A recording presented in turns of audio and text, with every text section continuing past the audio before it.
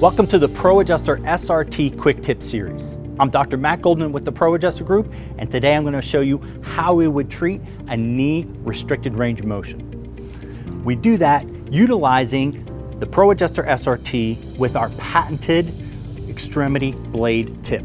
You can see this blade is curved to make the maximum amount of contact surface area with the joint you're working on. This protocol calls for the patient to go knee flexion and extension. So all I have to do is contact the medial and lateral aspects of the joint while the patient is performing flexion and extension. I apply the 6-pound preload to activate the instrument, pull the trigger, and have the patient flex and extend the knee back and forth while I'm delivering the treatment. Once the dose-based treatment is done, the instrument shuts off on its own.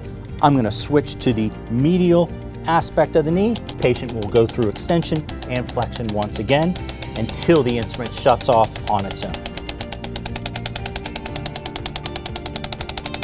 Very quick, very powerful, very effective treatment for helping to relieve knee tension and increase knee range of motion, utilizing the ProAdjusterSRT.